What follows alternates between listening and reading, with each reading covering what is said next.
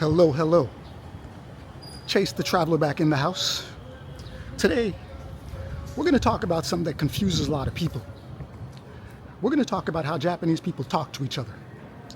How everything in Japan is very, very indirect. Especially when Japanese people talk to foreigners. Most of the time, it's going to be a politically correct conversation. They will never, ever tell you directly how they are feeling. Sometimes they will, of course, and I don't want to discount that. But most of the time, everything you see or every conversation you have with Japanese people is usually going to be in an indirect way. And I'm going to use a few examples, so hopefully you'll get an idea, because again, this video wasn't actually very easy to make. And the reason it's not easy to make because there's so many different varieties, there's so many different, it's not just one thing, it's the way they speak to you. Now, so therefore, just finding the right examples and explaining it in a way that even if you weren't spoken to that way, you would understand what they were saying is not easy, and it wasn't an easy task. And I think this is probably my most difficult video to make, but I'm gonna try. So anyway, when you come to Japan, when you go to Japan and you first meet people, you first meet the local people and you're having a conversation with them. Now, of course, everything's going to seem very polite because these Japanese people are very, very polite. And you're going to, of course, want to believe everything they say.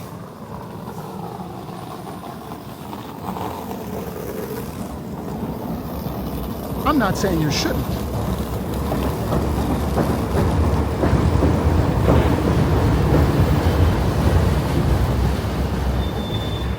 I'm saying you got to read between the lines. And again, today, I'm going to try and use a few examples. I'll give you an example. Now, if you ever, all right, I'm gonna say this. One time I went to a restaurant with some Japanese friends, and the food wasn't necessarily good. They didn't enjoy it. They didn't think that it was particularly appetizing, but obviously they definitely weren't going to tell you that.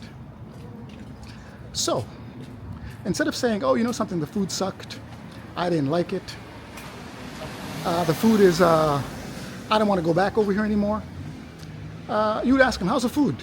Oh, the food is very good. It's very healthy, very natural. Now, what do they mean by that? They mean that the food had no flavor. They mean that the food didn't taste good. But of course they told you two different things. They told you, oh, it was good, but it was natural, very healthy. So if it's healthy, that means it doesn't have any seasoning. If it's natural, that means that you didn't put anything on, you just ate it like that. So therefore, that's their way of telling you that the food is not good. The food isn't any good. And most Japanese people speak that way, indirectly. Now, another example I'll use.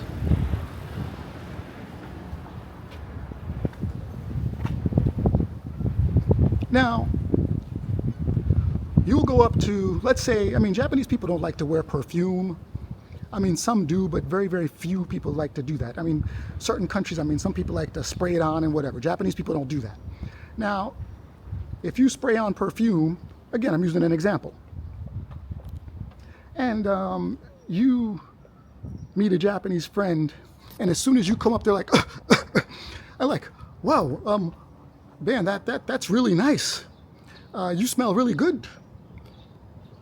Now remember, he coughed before he told you that you smell really nice. So he doesn't think you smell really nice. He thinks you smell awful. But he's not going to tell you that. But he just coughed before he told you that. So what are you going to believe? You're going to believe that you smell nice, or you're going to believe that you stink? Dude, you stink in their eyes. Okay? I mean, they're really good at doing things like that. I mean, other things that Japanese people do that you might do sometimes, but they're really, really good at it is, as a foreigner, you're talking to two Japanese people, and you say something that they didn't like, they didn't think was particularly correct, or they did not appreciate, and it's you and them. Now, if you see them look at each other in the eye and not give like a proper response, so they look at each other. Now, it might not be as dramatic as what I just did, but you see them look at each other for like a second or two and then look back and not say anything. That tells you right there that you didn't say something that they liked.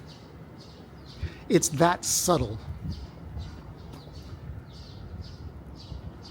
No, they're not going to tell you, you know something, you just said something stupid, what are you talking about? They're not confrontational that way, or most of the time. They could be sometimes, but most of the time they're not confrontational that way. So you got to look at what they're doing, you got to look at how they're looking at each other. And you have to look at pretty much, I mean, you know, Japanese people are fair. So, I mean, they say yellow, I'm not sure if that's derogatory or not, but they have fair skin. So if you see their blood pressure rise and they all of a sudden get pink or red, you know that they didn't like what you said. Now, another thing. Sometimes Japanese people are insulting you, and you don't know if they're insulting you or not. And I've seen this happen with teachers in the school where I worked at, where they didn't like a teacher. And of course, they're not going to tell you, hey, you know something, I don't like you. You are ridiculous. But they want to embarrass you in front of everybody else. They want to make you look stupid. And you're with a bunch of Japanese people, and it's you, them, and like 3 or 4 Japanese people. And they would say something like, oh, you know something, your English is very clear. It's very easy to understand. Now, and they would smile at you as if like, I am complimenting you. No, they're not complimenting you. They're telling you that you're dumb. They're telling you that your English is not high class. They're telling you that your English is really easy for them, and they're at a higher level than you. Now, the Japanese people around you would understand what they're saying. If you just got to Japan, you would probably take that as a compliment. But it really isn't a compliment. It's basically an insult. And they might not understand that, hey, you know something, yeah, I made it easy for you to understand me. But of course, if you go and say that, you're going to look confrontational. So you don't want to do that. But basically, they're insulting you that way. So do you understand what I'm trying to do? I'm trying to give you a bunch of different examples on how these people talk to each other and what you can expect. Because again, like I said, what they tell you is not exactly what they mean.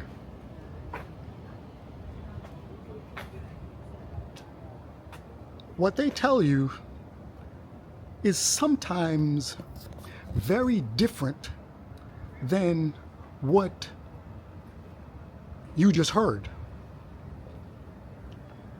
Very, very different than what you just heard. So you kind of have to read between the lines very carefully. And sometimes, I mean, you know, if they want to say racist things, they could do one of a number of different things, but I'll give you one example.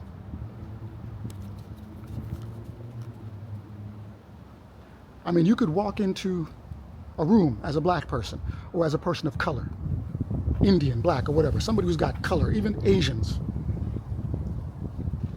Now, there are things that you could say that could really be offensive. But there are other things that you can say that are not as offensive, but they're very offensive if you understand what they mean. So one example of this is you'll walk into a room, or you'll just show up, or you're walking somewhere, and all of a sudden they see you, you're at work, and they're like, "Oh, can you wipe that black thing off that table over there?" And you know that they're referring to you. You know that they're talking about you because they looked at each other and kind of like smirked a little bit. But of course, they're not talking to you. But they are referring to you. It's the same thing. But then imagine if you have to, I mean, even in America, that would be very, very difficult to go and say, hey, that was racism. Because, hey, they're talking about something that's abstract. They're not necessarily talking about you, but they're talking about you. And you know they're talking about you. So you see what I'm talking about? These things like that happen all the time in Japan. And they happen to black people, white people, Chinese people, Korean people. And the way that they express themselves that way to black, white, Chinese, Korean is totally different based on the history or based on the appearance that they have. And a lot of people don't understand that about Japan. A lot of people don't even know that exists.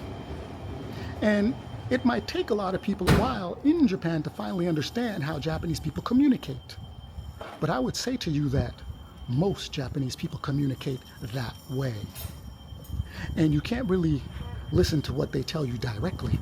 It's what they're telling you indirectly that can be very vague. That can be very vague, and that could have many different meanings. But once you're here a year, 2 years, 3 years, 4 years, 5 years, you'll know. You'll get it. You'll understand it. But people that just get here, spend a week here, a month here, will never know. Will never get it. Will never understand it. People that work at the U.S. Army base in Japan, they will never get it because they're in Japan, but they're working in an American society. They might think that they understand what's happening in Japan, but they definitely don't know what's happening in Japan because they don't deal with Japanese people in a situation where the Japanese have power over you, where they have control over your environment. So of course, these are things that you gotta look out for. Oh.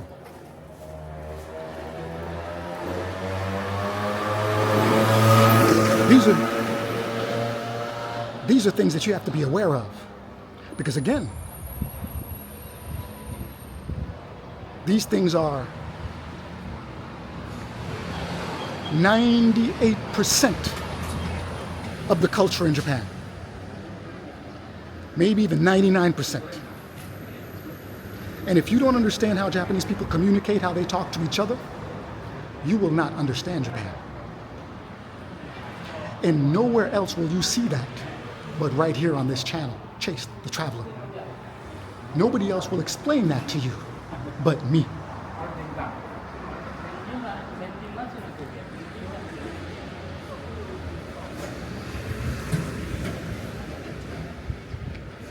So, I'll give you a few more examples. I've got a couple more to go. I mean, like I said, these examples of how they communicate with each other is very broad. You can apply it to many, many different scenarios. You can apply it to 1,000 scenarios. You might not see the same example twice, 3 times, 4 times. You might just see it once. So you have to understand how to calculate what they're saying versus the reality. Now, you might think you look good. You're going out. You brushed your hair a certain way. You wore a certain type of clothing. And like I said, you might think you look nice. Now, do you really think the Japanese are going to tell you, hey, you know something, your hair looks awful, even if you have a good friend? I mean, you have a good friend in America, they might tell you, hey, you know something, you need to do your hair a certain way because, you know, what you're doing is just not working. It's not vibing. But in Japan, do you really think they're going to tell you, hey, you know something, you know, that hairdo is just not, you know, you might want to rethink that. Or if you have, if you're wearing something that's not, that's a little outrageous, but it doesn't look good. I mean, nobody's going to tell you, you know something, your hair is outrageous. It's out of this world, dude. Stop it. Or those clothes that you're wearing don't match. Now, the Japanese will say something like this. Oh, you got a new hairstyle. It's really interesting. He didn't say it looked good. He didn't say it looked bad. He said it was interesting.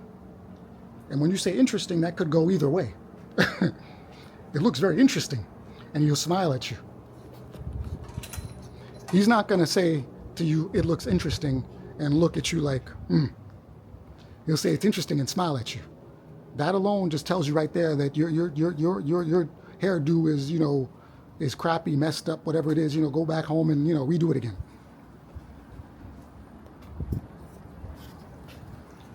If you wear a certain type of clothes that they think looks a little weird, they think doesn't really fit you or suit you, even your friends, do you really think your friend is going to tell you, hey, you know something?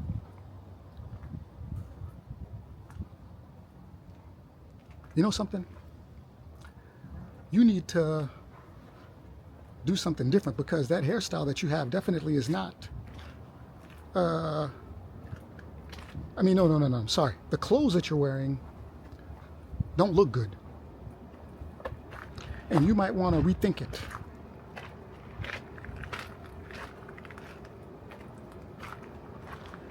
Now, the Japanese will never say something like that to you.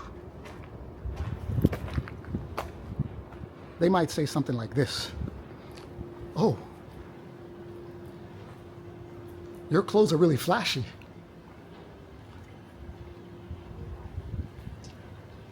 And you're like, you know, thank you. Oh, thank you very much.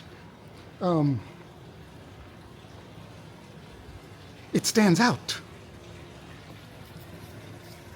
Now, right then and there, that's your cue. That means you don't look good. Your clothes are out of this world. You might want to wear something different. Now, that's how probably your friend back in the States or somewhere other country, that's what they would tell you. But in Japan, like I said, they're not about to tell you anything directly. They're not about to tell you anything that could be seen as offensive. They're not about to tell you something that would make you go home and change whatever it is that you're wearing. Unless you know what they're saying, unless you understand Japanese people. They're going to tell you something that's very vague, that they can take left or they can take right. They're going to tell you something that might confuse you. And that's how they talk around here. And that's the first thing you got to know. That's the first thing you got to understand about Japan. Because if you don't understand how they speak, you will never, ever, ever, ever understand Japanese people. You will never understand Japan. And you could spend years here, if you're just listening to everything they say and taking everything at face value, you definitely do not understand Japan. And you will never understand Japan if you always take everything at face value. Because like I said, they are masters at speaking directly. They are masters at confusion. They are masters at being indirect. So you will most certainly never, ever, ever, ever understand them unless you can read between the lines. And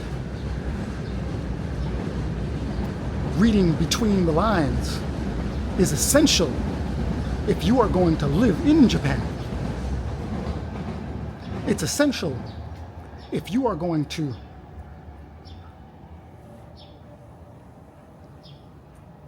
being able to walk around these streets and make a living here. Because if you don't understand that, you're going to have some trouble living in Japan. Because like I said, nobody's going to tell you that. Nobody's going to explain that to you. Japanese people won't do it. You might occasionally, meet a foreigner that you and I can have, that you and that foreigner can have a discussion with that might tell you, hey, it's like this, it's like that. But you are never going to ever understand that.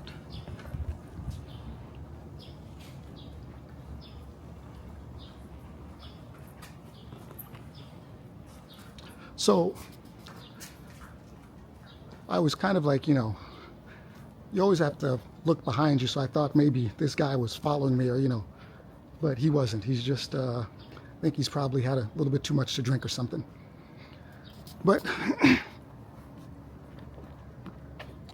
anyway, what I'm saying is that in Japan, things are not always like they seem. They are definitely not to be, I would say, Japanese people are very complex people. And you have to understand how to talk to them in an indirect way, because they speak in an indirect way. So your chances of assimilating, you're never going to blend in. Your chances of assimilating and understand what they think about you, what they're saying, will be greatly enhanced if you know how they talk, if you know how they speak to each other, if you know how they communicate. You will most certainly do much better living here. Anyway, Chase the Traveler, coming to you from Osaka. Thanks again for watching. Please like and subscribe. Please buy me a coffee if you'd like. That would definitely enhance the experience of these videos. And again, I'd like to expand a little bit, but again, in order to do that, you need resources to basically do the kind of content that I want to have and that I want to put out there. But anyway, thanks again. Have a good one.